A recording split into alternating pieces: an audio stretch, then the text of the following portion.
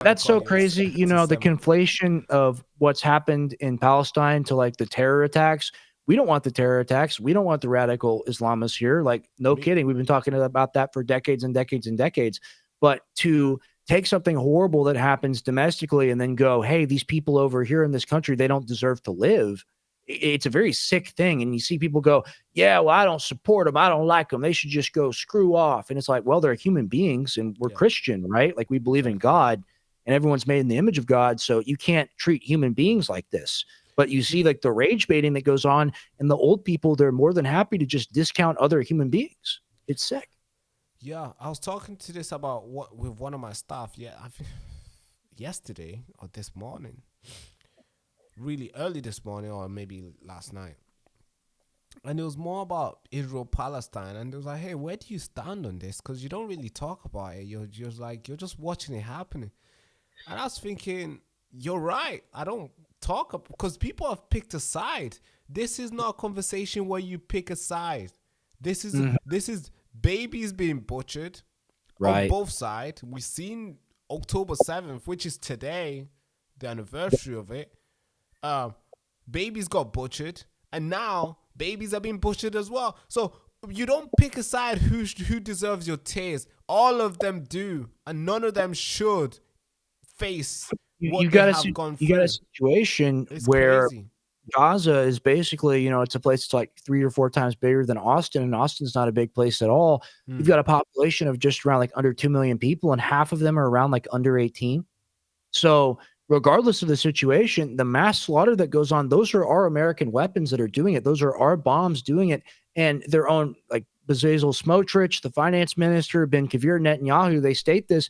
This is not about fighting Hamas. This is not about freeing the hostages. This is about making the place uninhabitable so that those people have to leave their home. They have to leave their home and they're going to build condos and a casino on top of it, like Dubai. That's their vision for it. And there's also a ton of offshore oil off the coast of Gaza, and Israel wants that. So for people to pretend that they're on the moral side of things and they support this regime that's doing all this stuff to the Palestinian people, it, the leaders of the government, admittedly themselves, are carrying this out because they want the land. It's a land grab. The people in Israel, I'm sure you've seen this. There have been mass protests as of late, as of recently, because they know that Netanyahu will sabotage any peace deal possible. He'll kill the hostages if it means he gets to take the land. That's what it's I've all not, about. s- I've not seen any sort of evidence that shows that.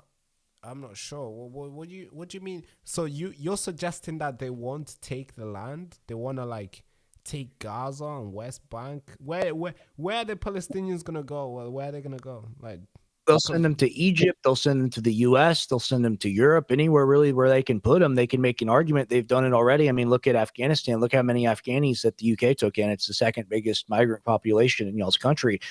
There's a whole platform on this. And like as far as clips go and as far as evidence goes, we can do more shows. I can show you more clips. I was watching Smotrich on my last live it would stream. be We cool to can have. rewind it and find it.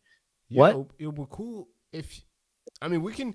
I don't mind if you got the evidence. Oh, it'd be cool to host a show and just dedicate it on Gaza and We'll talk Israel. about it. We'll talk about it for sure. This is Yeah. this is stated. This is admitted. This is what it's about. Like there are public polls on this.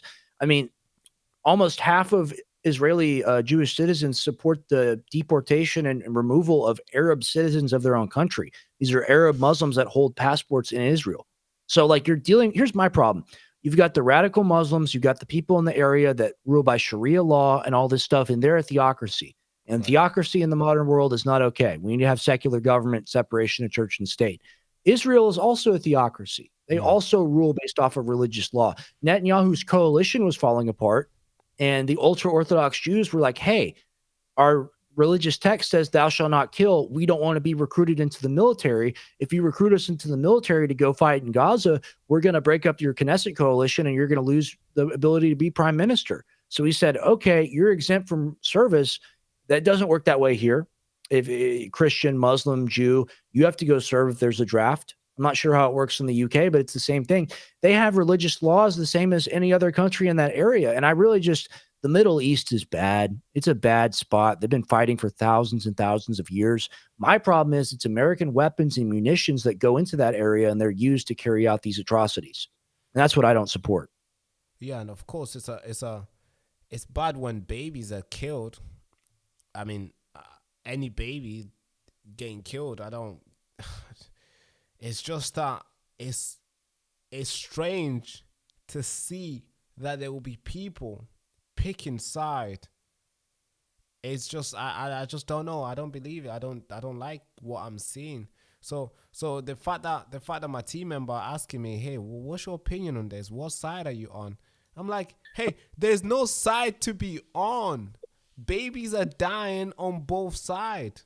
How, like, if you are a Christian, because my Bible is always at the back here, but today it wasn't because I was praying with my parents. They just came through, so my Bible is still at the table there. It's literally right there. So if I say, hey, I'm a Christian, I go to church every Sunday. I pray before I go sleep. I pray before I eat. I pray. I ask for forgiveness. I ask for forgiveness for others. And I do all these things that God told us to do while we waiting patiently for him to come. Now, it will be really cruel for me to start picking a side of whose baby should die and whose baby deserves my tear. I mean, what the heck are we? How could you consider yourself a Christian? I don't consider you a Christian if you're picking a side on this situation. Right, well, I mean, look, people deserve to live. People deserve to be in their homes. People deserve food and water and electricity. And when you talk about Israel, Palestine, there used to be 400 aid centers, UN-run aid centers, and they come in and they say, Hamas is taking the food, so we can't have these aid centers anymore. They create the Gaza Humanitarian Foundation, the GHF. You want a statistic, I can quote this for you. I know it's true. It comes from the Gaza Health Ministry. So, like, it's Israeli-backed and Israeli-supported, this factual number right here. It's low end, in my opinion. Over 18,000 Palestinians have been seriously wounded going to these aid sites that the Israelis have started running. And the Israelis' excuse is, hey, we don't want Hamas to get the food. We want Hamas to go away. Well, they're not winning the war against Hamas. They're in a stalemate. It's still going on. They're underground. They're in tunnels, you name it. The people, the generic citizens of the area, they're the ones that are suffering from all of this. They're the ones that are suffering. Yeah, and of course. I don't see an effort really on either side to make it right. You know, President Trump, he came out and he said, look, we're very close to a peace deal. And then Hamas came out with a statement shortly later where they agreed to most parts of his plan. I just don't see Netanyahu agreeing to it. I don't see him agreeing to it. And I think the war's going to continue. And I think it's very sad. More on that, I think the grifting that has been done, especially domestically, especially from the pro-Israel crowd here in the United States, it's really gross. It's really gross. The things that they say about people, they dehumanize them. Yeah, they say they're not people. And it's the same with people that hate the Jews, right? They dehumanize them, and that's not okay.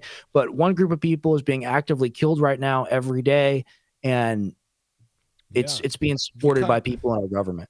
Yeah.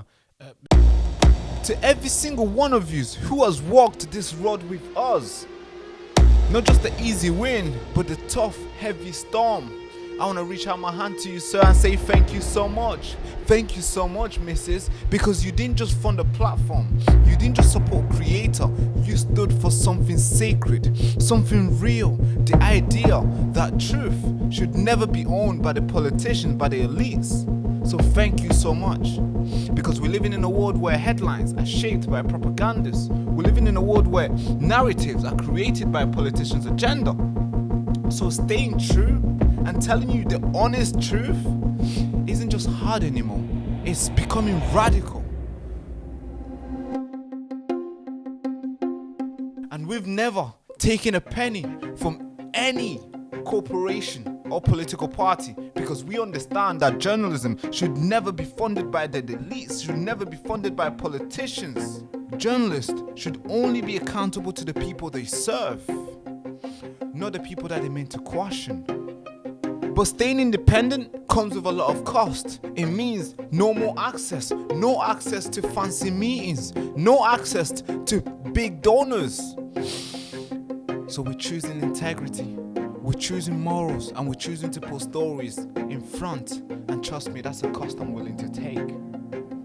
That's why we need you, not just as donors, but as people, as defender of truth, as people that believe that truth isn't a luxury, it's a right. It's a right that every single person in the country deserves to get. And if you've been watching the mainstream media lately, I'm sure you've felt a quiet rage when you see a story being told in a different way, when you see the truth being twisted, when you see suffering being ignored, when you see the powerful few rewrite history and take over narrative and rewrite reality. And now this is the moment that stops. Every single contribution that you make to this channel is a refusal to be manipulated. It's a stand against distortion. And if you believe that journalism should be factual, if you believe that journalism should be unbiased, then this is your time for you to stand with us. Donate right now and build this movement with us. Be the reason why the truth survives in this country. Thank you so much.